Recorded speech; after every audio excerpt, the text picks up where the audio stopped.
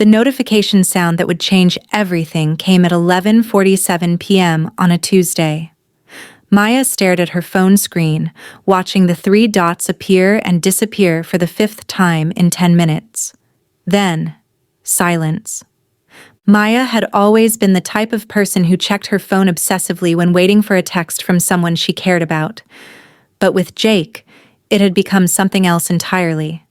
A full-blown anxiety spiral that consumed her thoughts and dictated her mood for entire days.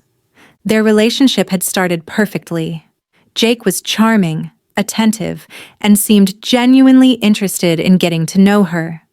For the first 2 months, he texted her good morning every day without fail, called during his lunch breaks, and made plans weeks in advance. Maya felt like she had finally found someone who matched her communication style. But then, gradually, things began to shift. The good morning texts became sporadic. The lunch calls turned into brief check-ins. Plans became tentative suggestions that often fell through at the last minute. Maya told herself it was normal. People get busy. The honeymoon phase doesn't last forever. She was probably overthinking things. The rational part of her brain understood this. The anxious part, however, had other plans. It started with small behaviors that Maya barely noticed at first. She would read and reread their text conversations, analyzing the tone of his messages, counting the minutes between his responses, and comparing his current texting patterns to how he used to communicate. When he took longer than usual to reply, she would craft elaborate scenarios in her mind about what he might be doing and why he couldn't text her back. "He's probably just at work," she would tell herself. But then her brain would counter with, "But he used to text me from work before. What's different now?" The 3 dots that appeared and disappeared became her nemesis. Those dots meant he was typing something, thinking about what to say to her. But when they vanished without a message following, Maya's imagination would run wild. Was he deciding not to respond? Was he talking to someone else? Had he lost interest in her? One evening, after Jake had left her on red for 6 hours, Maya found herself doing something she had sworn she would never do. She drove past his apartment building. She didn't stop or get out of her car. She just wanted to see if his lights were on, if his car was there. She felt ridiculous, but the anxiety had become unbearable. She needed some kind of confirmation that he was okay, that he wasn't deliberately ignoring her. His car was there, and his apartment was lit up. Relief flooded through her, immediately followed by a wave of shame. What was she becoming? The next day, Jake texted her as if nothing had happened. He was sorry for not responding. He had fallen asleep early after a long day at work. Maya wanted to believe him, and logically, his explanation made perfect sense, but the seed of doubt had already been planted. As weeks passed, Maya's anxiety began to affect other areas of her life.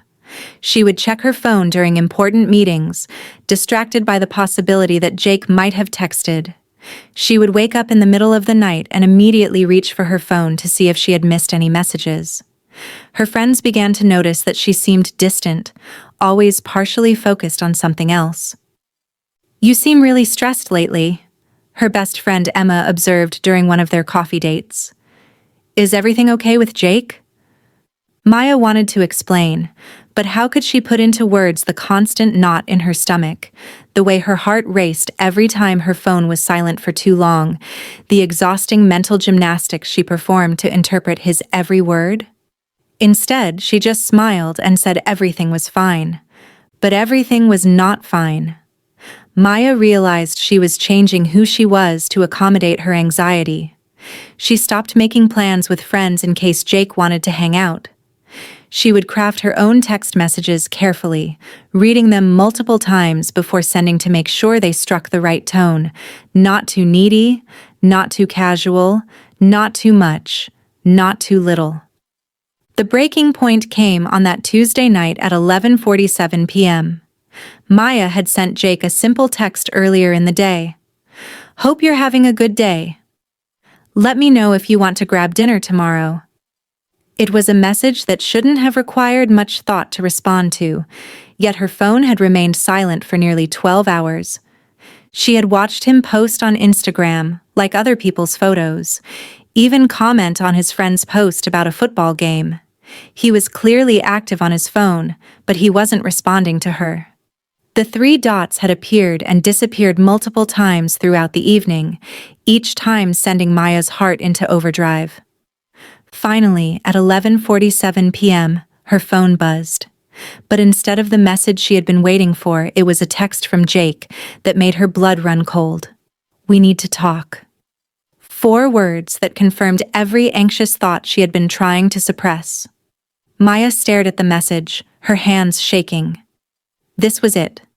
The moment she had been unconsciously preparing for. The reason her anxiety had been screaming at her that something was wrong. She typed and deleted a dozen responses before finally settling on, "Okay, when?" His reply came quickly this time. "Can you come over now?" The drive to Jake's apartment felt like the longest 20 minutes of Maya's life. Her mind raced through every possible scenario. Was he going to break up with her? Had he met someone else? Had her anxiety finally pushed him away? When Jake opened the door, his expression was serious but not unkind. They sat on his couch, and Maya braced herself for the worst. "Maya, I care about you a lot," he began, and she felt her heart sink. Sentences that started this way never ended well. "But I've noticed that you seem really anxious lately, especially about our relationship. I can see it in your texts, in the way you look at me when I don't respond right away. I want to understand what's going on." Maya was stunned.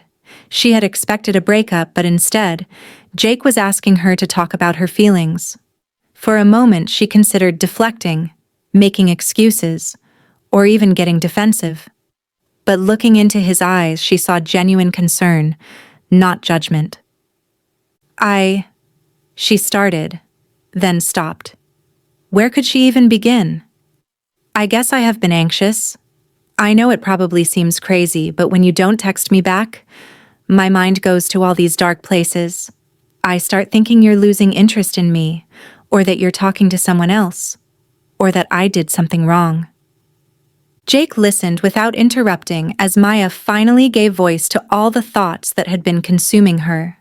She told him about driving past his apartment, about analyzing his response times, about the physical anxiety she felt when her phone was silent for too long. "I know it's not rational," she said, tears starting to fall. "I know you have a life outside of texting me, but I can't seem to turn off this voice in my head that tells me something terrible is always about to happen." To her surprise, Jake reached over and took her hand. "Thank you for telling me this," he said softly. "I had no idea you were going through all of that. I've been pulling back a little because I sensed some tension, but I didn't realize it was making things worse for you." They talked for hours that night. Jake explained that his communication style naturally became more relaxed as he got comfortable in relationships, but he hadn't realized how his behavior was affecting Maya. Maya opened up about her past experiences with relationships, including being ghosted by someone she had really cared about, which had left her hypersensitive to signs of disinterest. "I don't want my anxiety to ruin this," Maya said, "but I don't know how to make it stop." Jake was quiet for a moment, then said something that surprised her. "Maybe we can figure it out together. But I think you might want to talk to someone professional about this too. This level of anxiety isn't just about our relationship. It sounds like something deeper that you deserve help with." Maya felt a mix of relief and apprehension. Part of her was grateful that Jake wasn't running away from her problems, but another part was scared about what it meant to acknowledge that her anxiety might be bigger than she could handle on her own. Over the following weeks, Maya began seeing a therapist who specialized in anxiety disorders. She learned about attachment styles, cognitive behavioral techniques for managing anxious thoughts, and strategies for communication in relationships. She discovered that her phone-checking behavior and need for constant reassurance were symptoms of a deeper fear of abandonment that had roots in her childhood. The work wasn't easy, and there were setbacks. Maya still felt her heart race sometimes when Jake didn't text her back quickly, but now she had tools to manage those feelings. She learned to sit with the discomfort instead of immediately reaching for her phone to check if he had been online. She practiced self-soothing techniques and challenged her anxious thoughts with evidence-based reasoning. Jake, for his part, made an effort to be more consistent in his communication, understanding now how much it meant to Maya's sense of security in their relationship. He started giving her a heads up when he would be unreachable for extended periods, and he made sure to follow through on plans they made together. 6 months later, Maya's phone buzzed with a text from Jake, but instead of the familiar spike of anxiety, she felt only a mild curiosity about what he might be saying. She was in the middle of a work project, so she glanced at the message, a funny meme he had seen that reminded him of her, smiled, and put her phone back down. She would respond when she finished what she was doing, and for the first time in months, that felt completely okay. The 3 dots that had once terrorized her still appeared and disappeared sometimes, but they no longer held the same power over her emotional state. Maya had learned that love doesn't require constant proof of its existence, and that a secure relationship can weather periods of uncertainty and imperfect communication. Most importantly, she had learned that addressing her anxiety wasn't just about saving her relationship with Jake. It was about reclaiming her own peace of mind and building a healthier relationship with herself.